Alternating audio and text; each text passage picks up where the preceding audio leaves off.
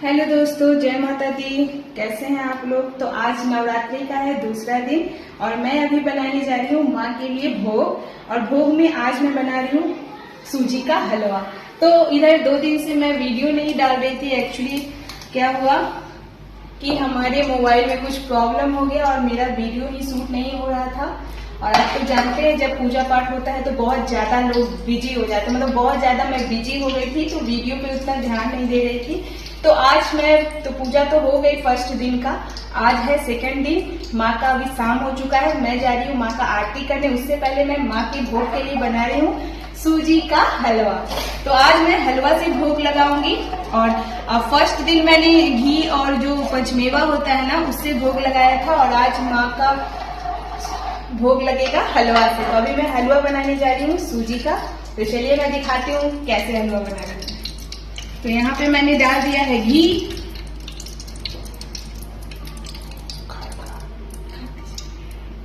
देखिए दोस्तों, ये घी मैंने खुद बनाया है। हमारे घर में है गाय और उसी के दूध से मैंने घी बनाया है। और बहुत सारा घी निकाल कर मैं रखी हुई हूँ। तो मैं पूजा में अपने घर का ही घी इस्तेमाल करती हूँ। तो देखिए ये घर का घी है, तो मैंने घी से डाल दिया है कढ़ाई में। और अब मैं डालूंगी सूजी, क्योंकि घी हो चुका है गरम।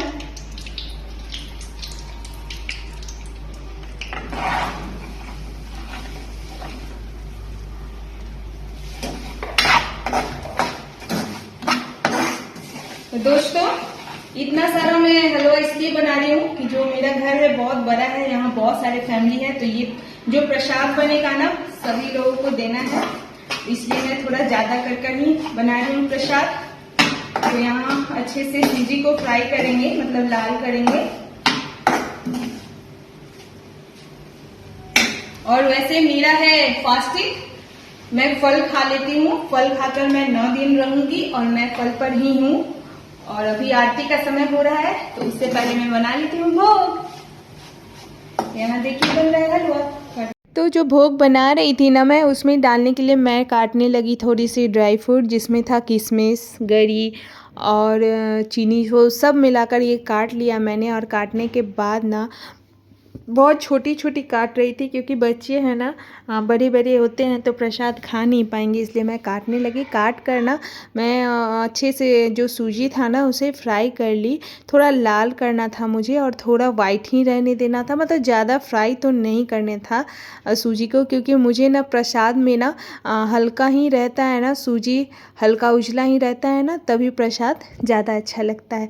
तो मैंने यहाँ चीनी भी ले लिया और उसमें किशमिश था, गरी था। तो इन सब चीज़ों को ना मैं सूजी में डालने वाली थी और उसे अच्छे से मैं फ्राई कर रही थी। और सुगंध, यकीन मानिए सुगंध तो बहुत अच्छा आ रहा था। तो मैंने किशमिश डाल दिया और गरी जो मैंने काटा ना वो भी डाल दिया और चीनी डाल दिया। और ये सब डाल कर ना मैं मिलाने लगी। और शाम भी हो रही थी तो मुझे जल्दी से बनाना है, थोड़ा तो लेट हो ही गया था। तो मैंने यहाँ डालकर थोड़ा सा और फ्राई करने वाली थी, उसके बाद डालने वाली थी पानी।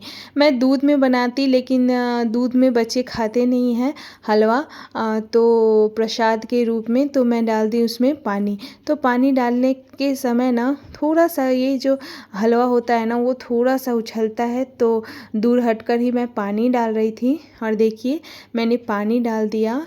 और इसमें ना अच्छे से प्रसाद बनाने के लिए ना, प्रसाद का जो हलवा होता है ना उसमें ज़्यादा अगर घी डालिएगा ना तो बहुत ही अच्छा बनता है। और अच्छा तो ऐसे भी बनेगा, क्योंकि कोई भी प्रसाद हो ना उसे अच्छे से साफ धो पोंछ कर नहा धोवा कर बनाया जाता है ना, तो उसमें टेस्ट आ जाता है।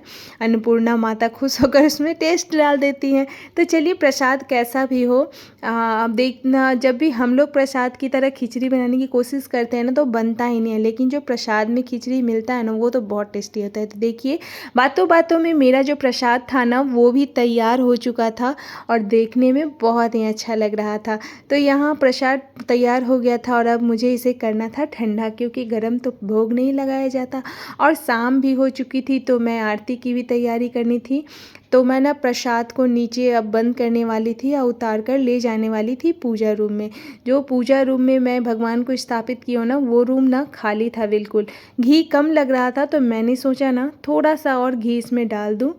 तो मैं उसमें घी डाल दूँगी, लेकिन जब वो ठंडा हो जाएगा ना तब। अभी थोड़ा सा और मैं उसे थोड़ा सा और सुखाने वाली थी और थोड़ा घी भी डालने वाली थी।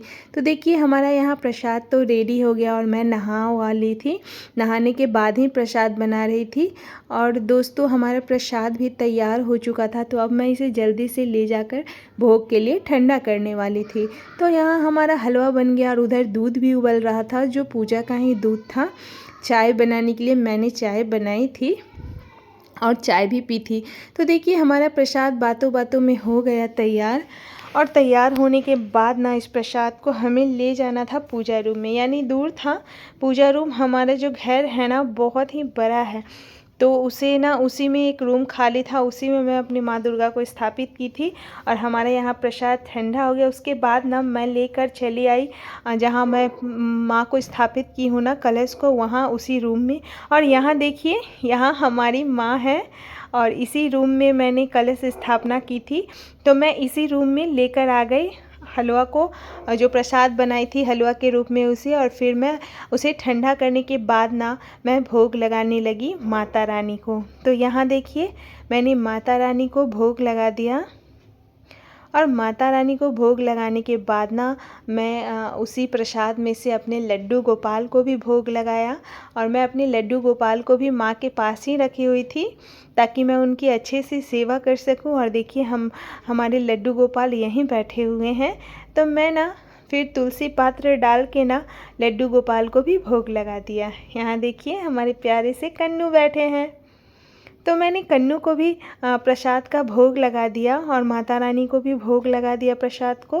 तो अब जब तक माँ और भगवान को भोग नहीं लगाते तो तब तक वो प्रसाद नहीं बनता। तो भोग लगाने के बाद ना वो हलवा अब हलवा नहीं रहा, अब एक प्रसाद के रूप में बन चुका है। अब मैं इस प्रसाद को ना सब लोगों को वितरण करूँगी, मतलब जितने भी परिवार के लोग हैं ना सबको बांट दूँगी इस प्रसाद को।